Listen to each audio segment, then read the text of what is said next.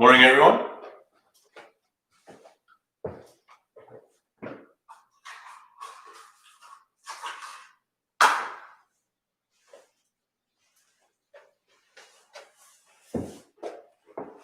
Welcome. You can ask me now for the web work question.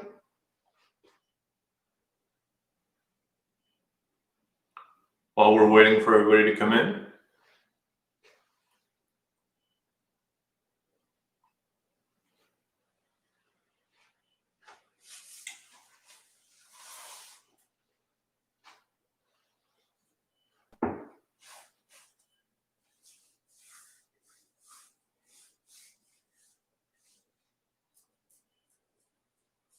Okay.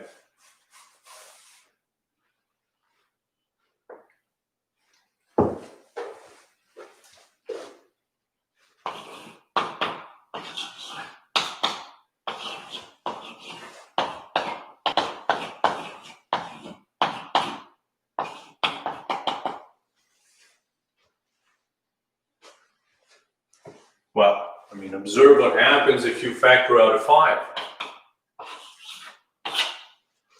You get 1 plus 5x plus 25x squared. And the next term would have been 125x cubed. Right, which you recognize. Well, whatever.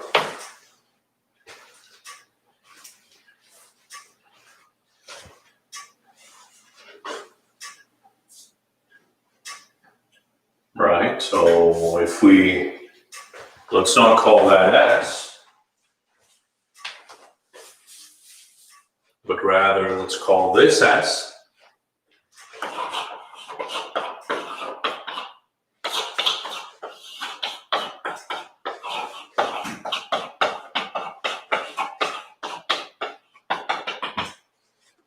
And it's the usual trick.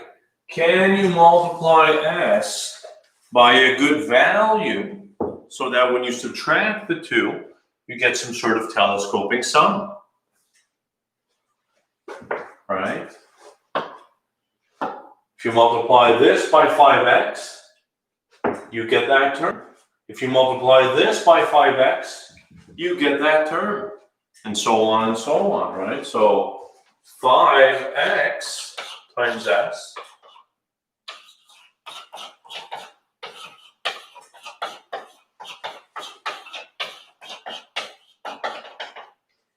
and so on and so on. Yeah, exactly. Yeah, you can still use the sum of the geometric series if you recognize that it's a geometric series. Prove that root 5 is irrational. Yep, where r is 5x, exactly that.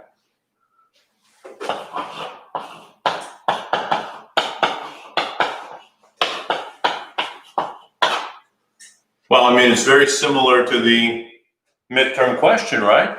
On the midterm, I asked you to prove that root 6 was irrational. It's the same proof. Suppose not. Suppose that root 5 is rational so that it has the form a over b for a and b integers. If you square both sides and bring the b to the other side, you get this. And now look at the prime decomposition of a and b. Guaranteed by the fundamental theorem of arithmetic, whatever decomposition you have for a, the power of 5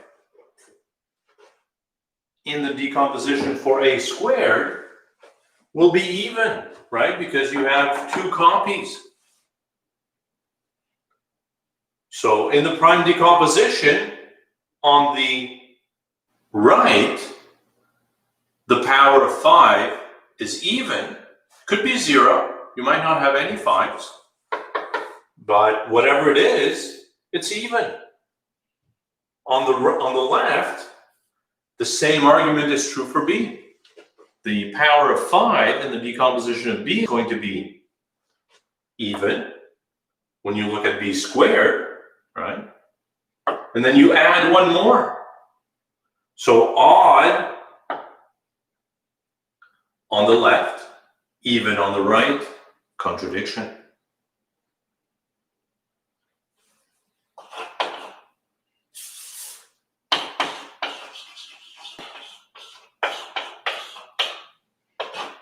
Here it's odd, and here it's even.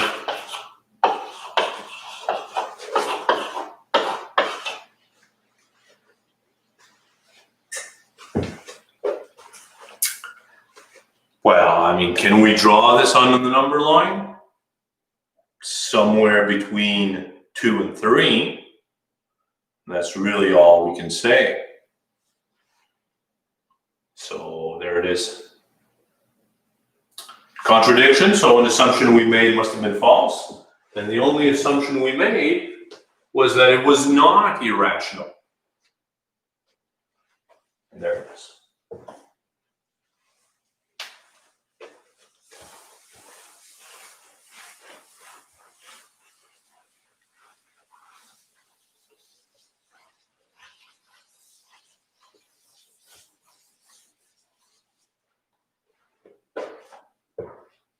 All right. Today we're going to talk about induction.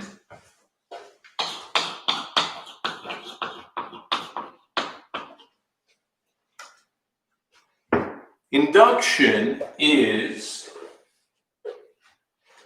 a simple method of proof, very well suited for proving statements about natural numbers. This is oftentimes likened to the domino effect, and here is why. The way induction works is you start by proving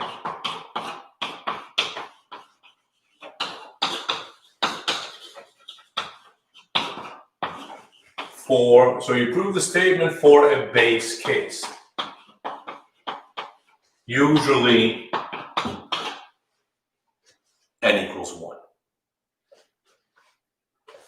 Might not necessarily be n equals 1, right? Sometimes the statement is not true when you start at 1, could be true starting at 2 or 3. Sometimes n equals 0 works, so you could do it there as well. So you prove a statement for a base case, then you assume the statement is true. Statement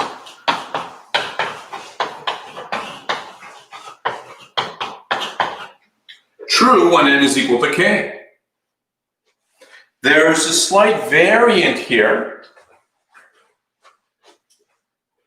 Well, so first of all, let me say this. You assume the statement is true for n equals k. This is known as the inductional hypothesis.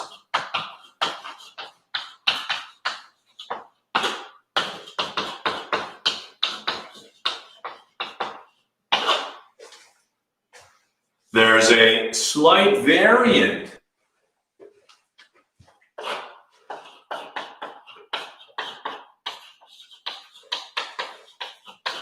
where you assume the statement is true for all values leading up to k. Some books make a distinction and refer to this second case as strong induction.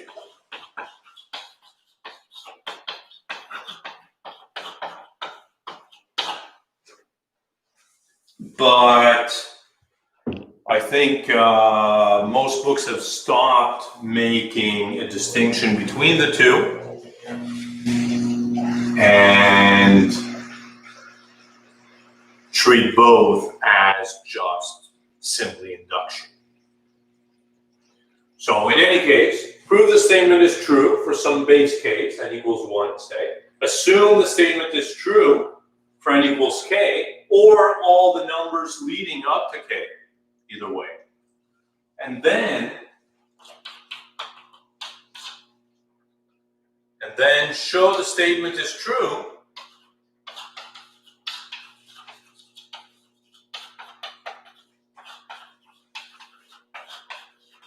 for n equals k plus 1. Let's understand the implications here. You've shown it to be true when n is 1. And you have proven it to be true for k plus 1. So it's true when k is 1. And it's true for k plus 1, so it's true when k is 2. But since it's true for k when k is 2, and you've proven it for k plus 1, it's true when k is 3. But since it's true when k is 3 and you've proven it for k plus 1, it's true when k is 4, and so on, and so on. So you have that domino effect, right? Where one domino falls on the next one, and it makes the other one fall, and so on and so on. It's the same idea. So that's why this is sometimes referred to as the domino effect. Inductional hypothesis. This is a proof by induction. Let's take a few examples.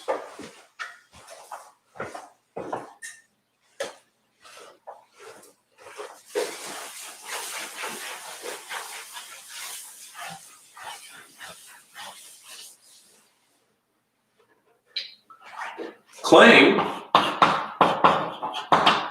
if you add the numbers 1 plus 2 plus 3 all the way to n,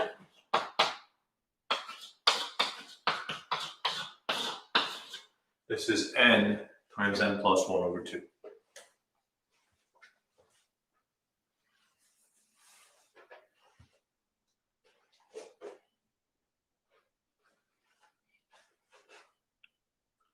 A very nice result, first proven by Gauss when he was 12 years old.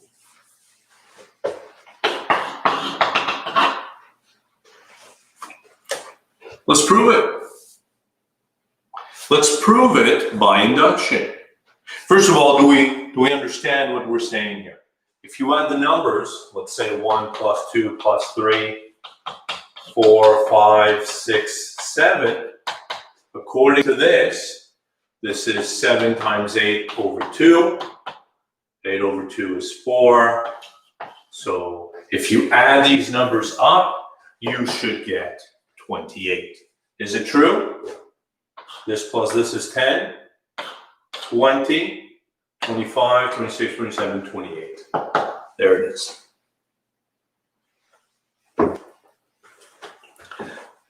So certainly it's true when n is 7, right? That's what we've established right here. Is it always true? Let's prove it by induction. And this will give you the flavor of how induction actually works, right? We want to prove it for the base case, the smallest value of n for which this is true. So when n is 1, what is this left-hand side? It's the sum from 1 all the way to 1. So the left-hand side is just 1. Nothing there. What about the right-hand side? When n is 1, this is 1 plus 1 is 2 over 2. So this is 2 over 2, which is 1. And 1 is equal to 1. Very good. So it's certainly true. The result is true when n is 1. Now, let us assume the result is true when n is k.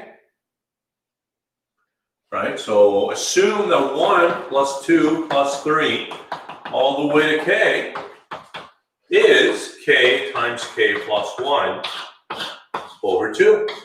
This is our inductional hypothesis. We assume the result to be true when n is k. And now we have to prove, right? So that was step 2. Now we're going to prove the statement is true for n equals 1. For n equals k plus 1. What does that mean? What does that mean in this case? Let's write down what needs to be shown. We must show when n is k plus 1, this is the sum 1, 2, 3, all the way to k plus 1. We must show that this is equal to k plus 1 times k plus 1 plus 1 over 2. This is the result that needs to be proven. This is the result when n is replaced by k plus 1. So so first of all, it's always a good idea to write down what needs to be proven so that you know what you're working towards.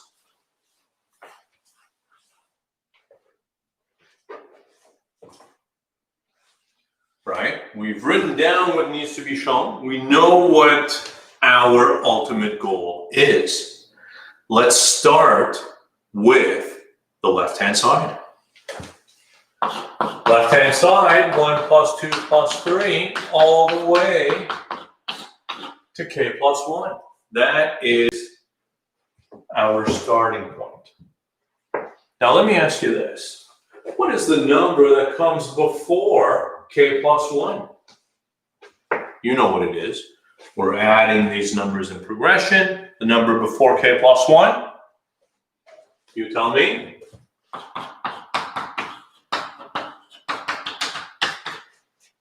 Okay, thank you.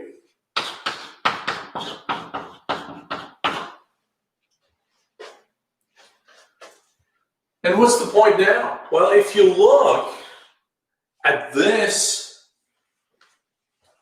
group,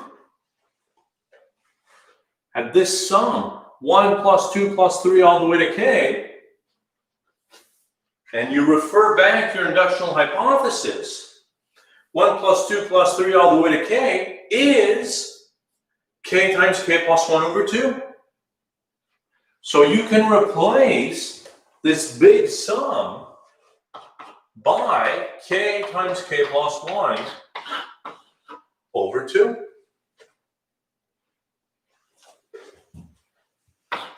And don't forget your last term right here, but there it is. Now it's just a question of putting everything over a common denominator, and you're done. Common denominator is going to be 2.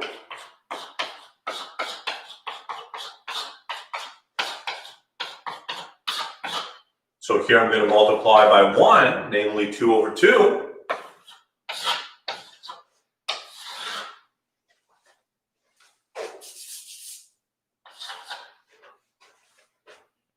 And there it is. Finish that up by factoring out a k plus 1, leaving you with k plus 2 over 2. Which is exactly what you have here. Right? This k plus 1 is really k plus 2.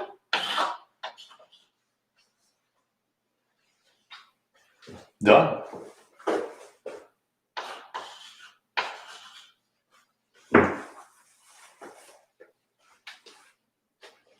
How are we doing here? Questions?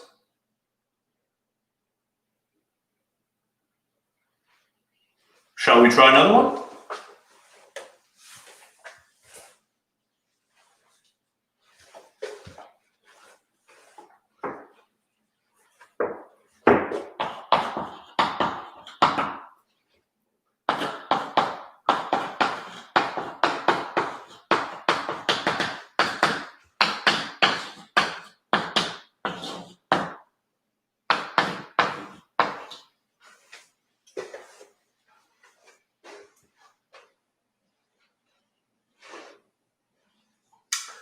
K plus 1 times 2, Arya is asking, couldn't you multiply that and say 2k plus 2? You could. Let's not do that though.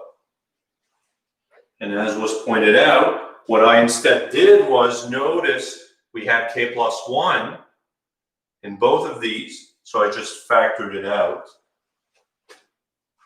If you expand everything, it's just a little bit more work.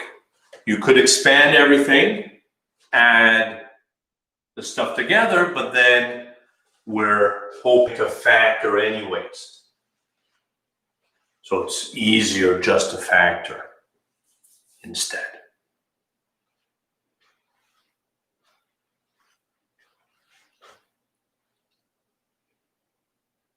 Consider this.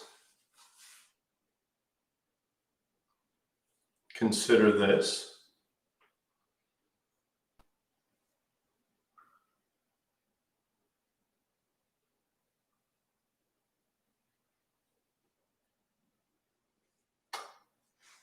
You know, very reminiscent, right? I mean, these are essentially the first n plus 1 terms in a geometric series. Perhaps you're thinking to yourself, I can prove this otherwise. I don't need to use induction, and you're correct. Let's prove it by induction first, and then we'll prove it another way after, just for fun.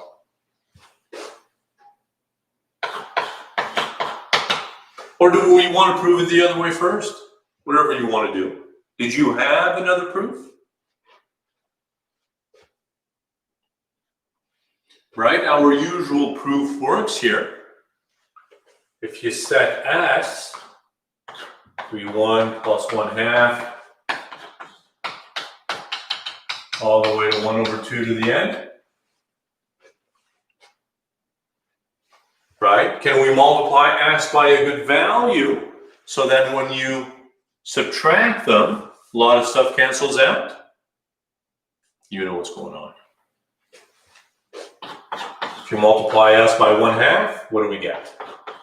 1/2, 1/2 squared, all the way to 1 over 2 to the n plus 1, right? 1/2 times this, 1 over 2 to the n plus 1. What was the number before 1 over 2 to the n? Right? You know that it was 1 over 2 to the n minus 1. And when you multiply by 1/2, you get 1 over 2 to the n. In other words, the number before this one is 1 over 2 to the n.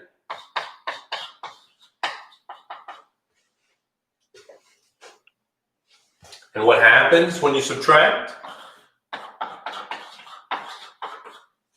All right? A lot of stuff cancels out, except the first and last terms.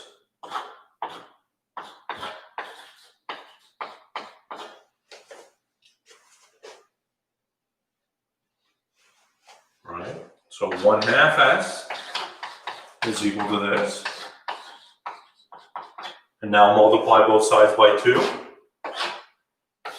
to get rid of the denominator here. And we see that S is 2 minus 1 over 2 to the n. This is the usual way. Well, I don't know why I'm saying usual. Let's say this is a way that we've seen right? Using the idea of telescoping sums.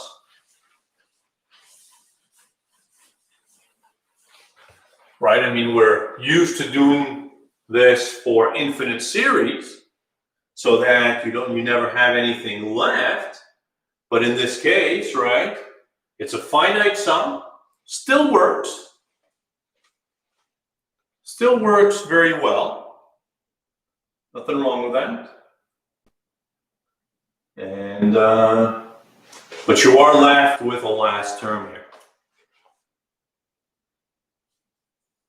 Now let's prove it by induction.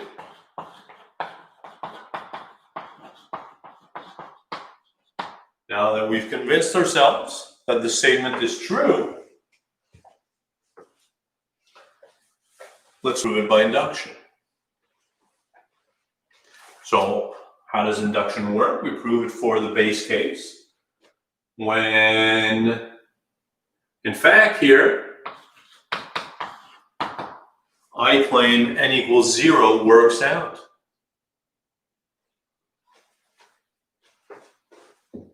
Right? This is the sum of powers of 1/2, or 1 over 2 to the n. When n is 0, the left-hand side is, what is the left-hand side? Thank you. Left-hand side is 1. When n is 0, the right-hand side is 2 minus 1, which is also 1. There it is.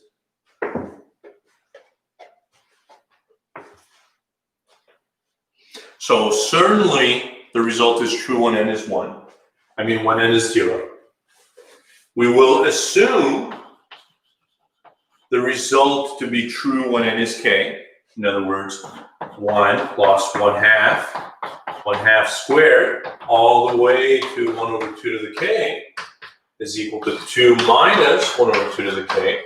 This is our inductional hypothesis.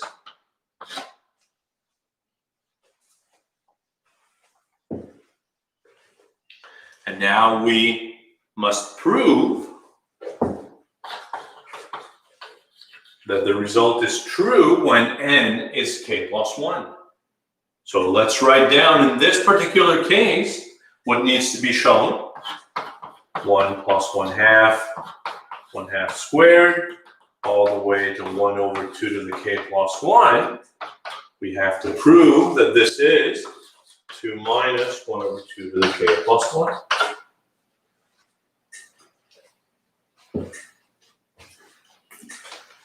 David is asking why the left is 1. Notice that this 1 here, so first of all, this is 1/2 squared, this is 1 over 2 to the 1, and this 1 could be viewed as 1 over 2 to the 0. Right, so it's 1 over 2 to the 0 plus 1 over 2 to the 1, all the way to 1 over 2 to the n. So when n is 0, your last term is 1 over 2 to the 0, which is really the first term. So it's just the first term.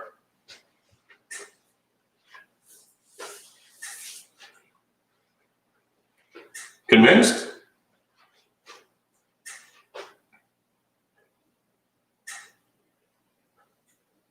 Also, another way to convince yourself, when n is 1, it's the sum all the way to 1/2 to the 1.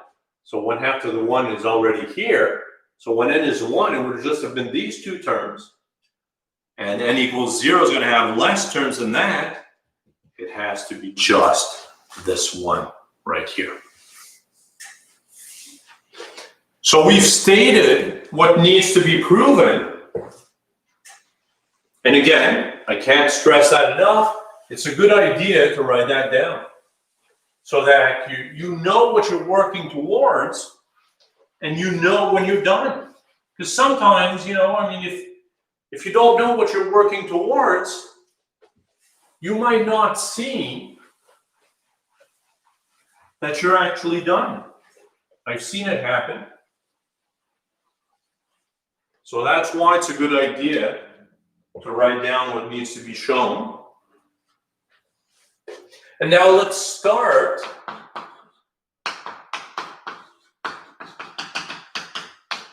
with the left-hand side. Left-hand side is the sum 1 plus 1/2 squared, all the way to 1/2, or 1/2 to the k plus 1. What is the number? Exactly that, right? The number before 1/2 to the k plus 1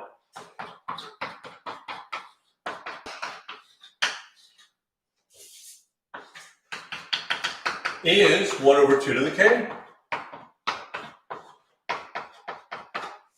And as suggested, in very much the same way as before, this sum from 1 plus 1/2 plus 1/2 squared all the way to 1/2 to the k is actually the left-hand side of your inductional hypothesis. So we can replace that with the right-hand side. This stuff right here is 2 minus 1/2 to the k.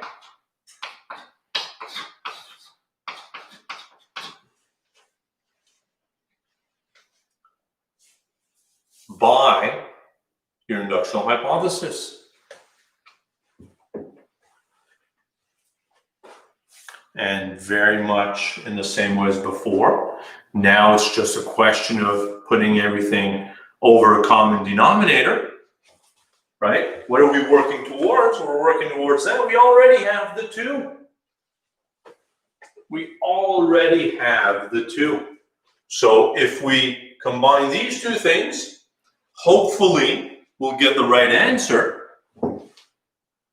We need a common denominator, 2 to the k, 2 to the k plus 1. Common denominator is 2 to the k plus 1. I'll multiply this by 1, 2/2, so that I don't change anything. And this is 2 minus 2/2 to the k plus 1 plus 1/2 to the k plus 1. And you see what happens, right?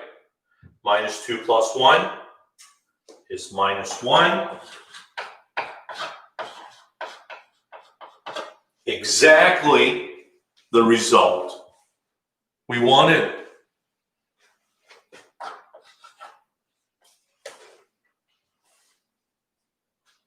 And we're done.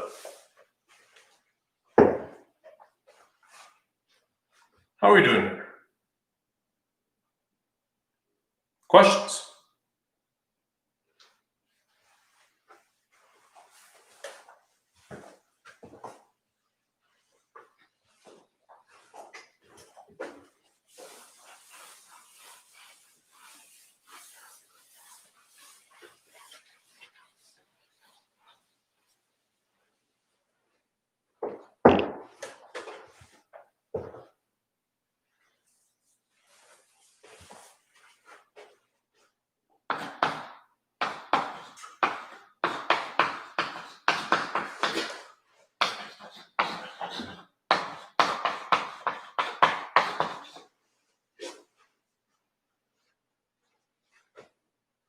Should we write something at the end to show that the proof is complete? Well, that's why I'd like to include this little box here, sometimes slightly shaded, meaning that's it. We're done.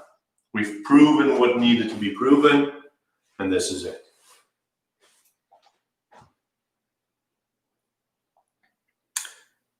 Consider the following. In a party with n people, where everyone hugs,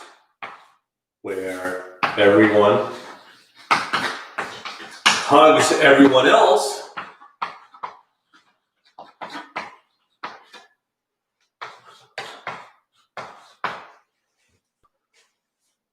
this is, of course, a pre-COVID party. You guys stay safe out there.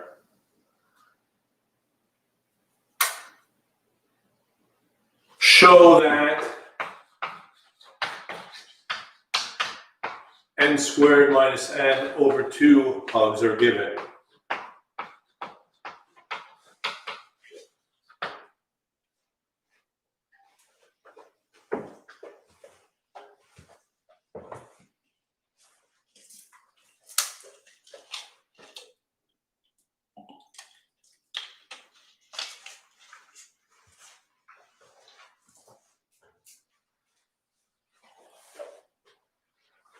All right.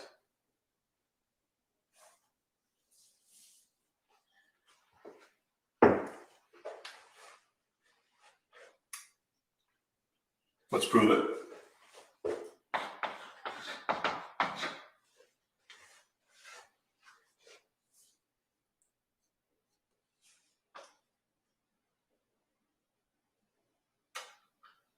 Suppose n is 0.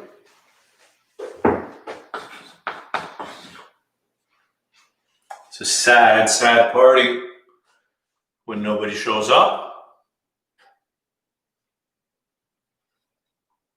How many hugs are given? There's nobody. Well, 0 hugs.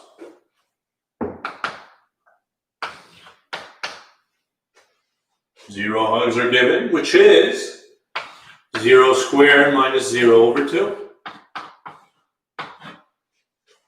So certainly this formula works if there's nobody.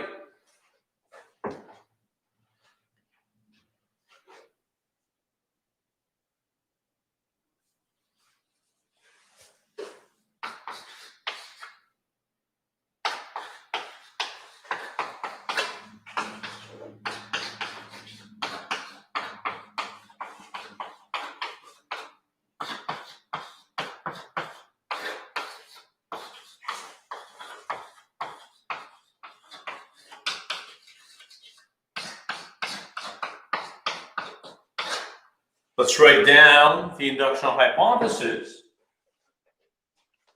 If you have a party with k people,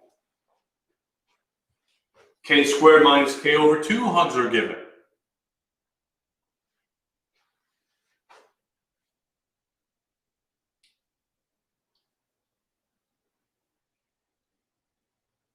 That's your inductional hypothesis. What must we show? We must show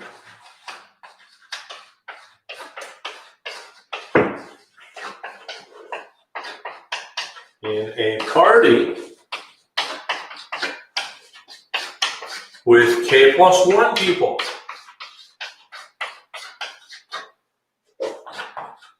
k plus 1 squared minus k plus 1 over 2 hugs are given.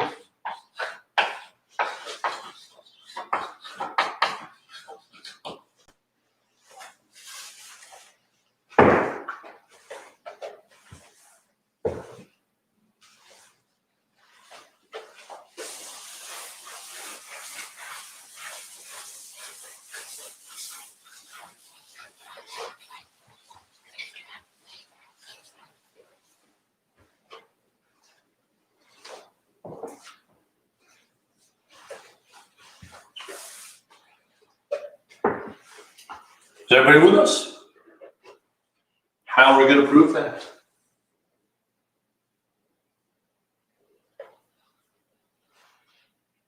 Well, suppose that you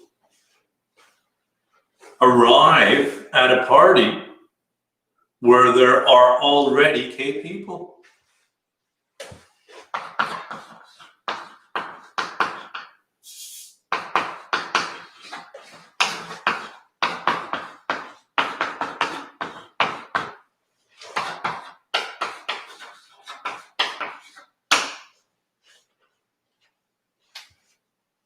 You arrive at a party of k people. There were k people there. So already k squared minus k over 2 hugs have been given.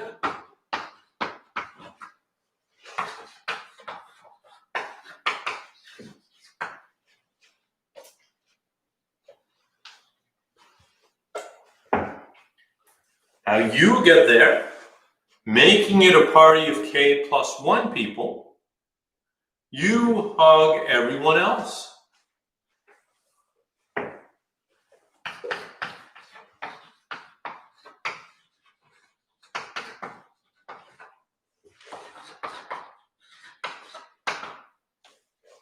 How many hugs are you giving? If you hug everyone else, you have just given k hugs. K squared minus k over 2 hugs had already been given.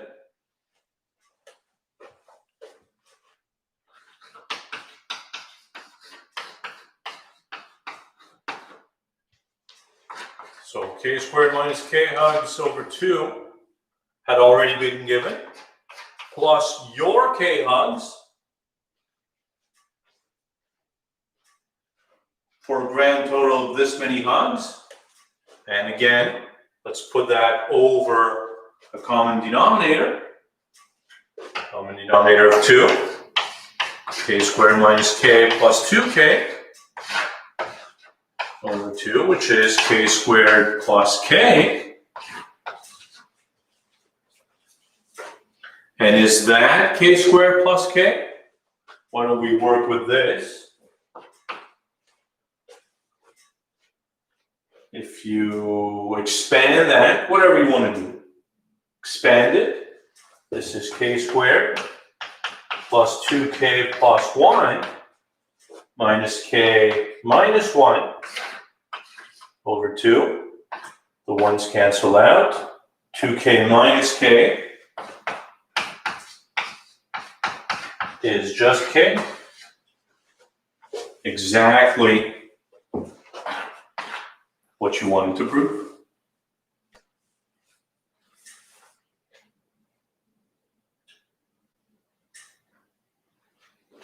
How are we doing here?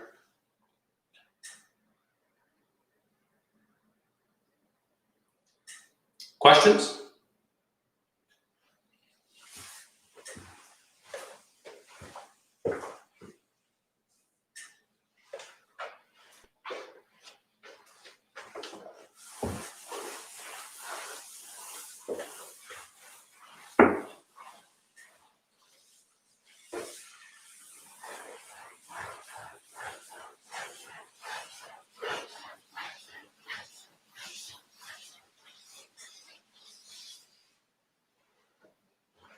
All right, let's do one more. And let me take this moment to introduce the idea of a recursive relation.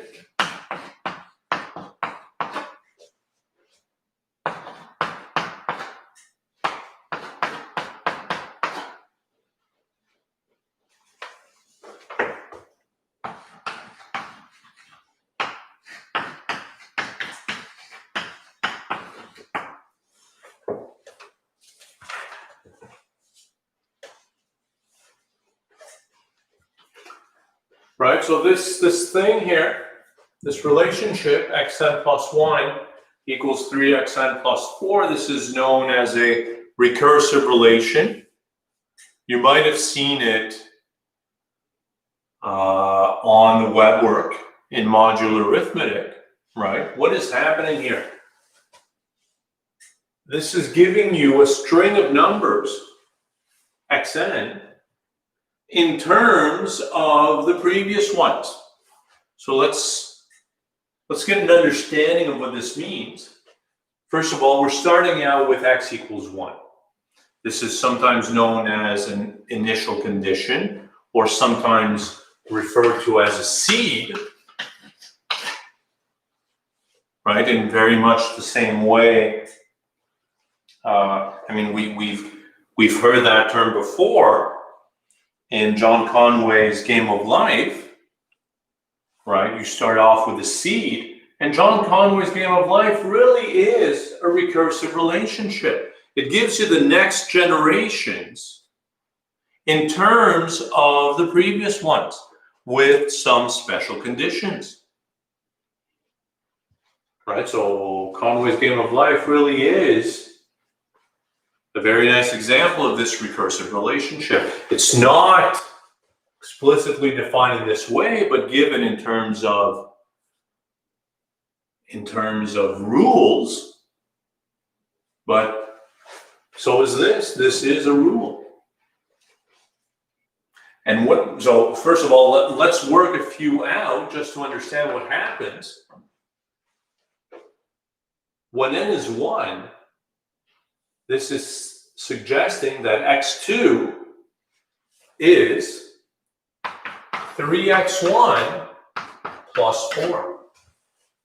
But you see, x1, you already knew. x1 is 1. So you can replace x1 with 1 here, and you see that x2 is 7. And repeat. When n is 2, you get that x3 is 3x2 plus 4. But you already worked out what x2 was in the previous step. x2 is 7, so this is 21 plus 4, 25. And similarly, when n is 3, this rule tells us that x4 is 3x3 plus 4, but x3 is 25, right? We just worked that out.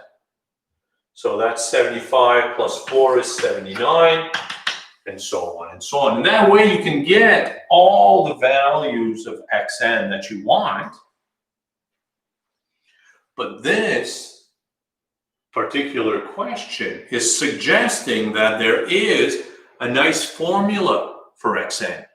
You don't have to calculate generations. They're suggesting you can use this formula. Let's convince ourselves. When n is 1, according to this is 3 to the 1 minus 2, which is just 1. So it certainly works when n is 1. What about when n is 2? This is 9 minus 2 is 7. And that agrees with what we found. Let's do another one. x3, this is 3 cubed minus 2. 3 cubed is 27. 27 minus 2 is 25, which agrees with what we found here. One more. x4 is 3 to the 4 minus 2. This is 81. Minus 2 is 79, which again agrees with what we found. So this seems to make some sense. Let's prove it. Right now that we've convinced ourselves, first of all, of what's happening, and secondly, that the result is probably true, then we prove it. And so this is what we're using, right? x1 is 3 to the 1. So, I mean, we're proving it when n is 1. We get that x1 is equal to 1, which is true, right? Because that was given. That was the seed for the initial condition. We will assume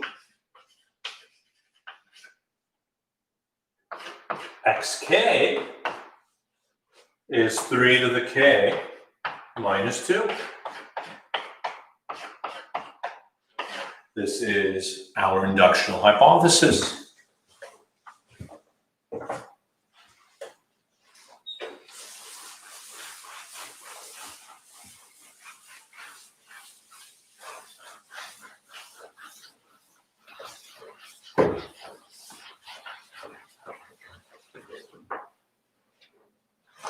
And now let's write down what needs to be proven. We must show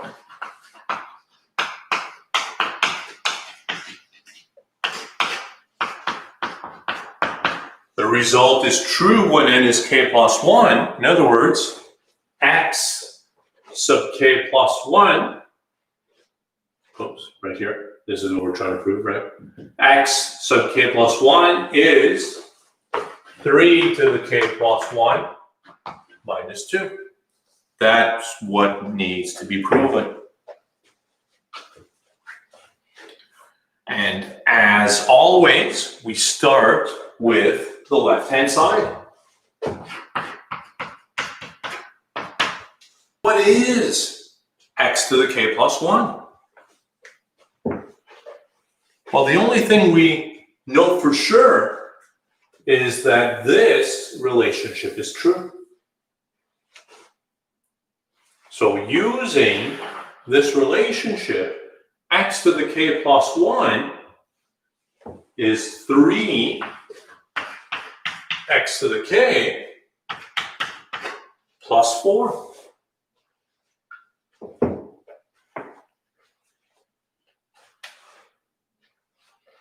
Very good. But now we have an x sub k. So if we refer to our inductional hypothesis, x sub k is this.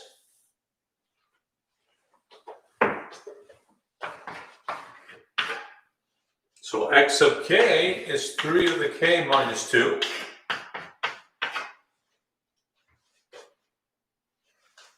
Let's distribute the 3. 3 times 3 to the k is 3 to the k plus 1. 3 times 2 is 6.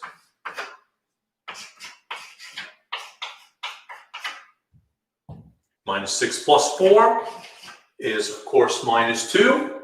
Exactly what you wanted to prove.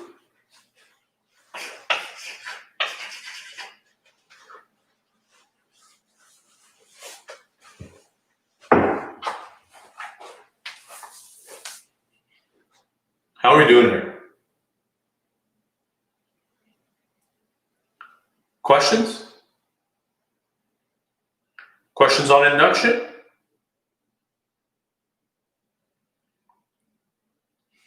I'll post some exercises right after class, so you can try your hand at that.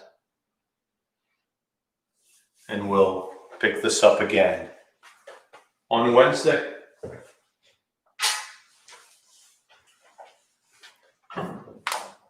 Questions? Anybody?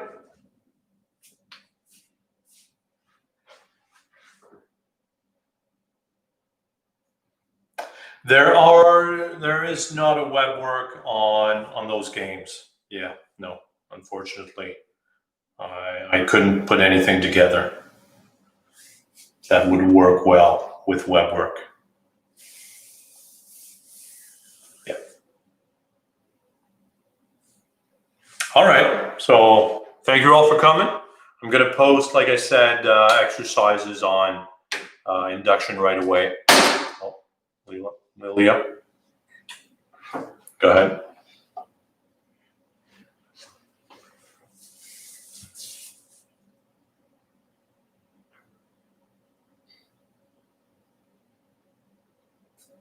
Probably by Wednesday, marking should be done. Marking should be done by Wednesday if all goes well. All right. Thank you all for coming. Like I said, I'm going to go right away. I'm going to go right away to upload some exercises on induction so you can practice this right away. And I will see you guys on Wednesday. You guys have a good one.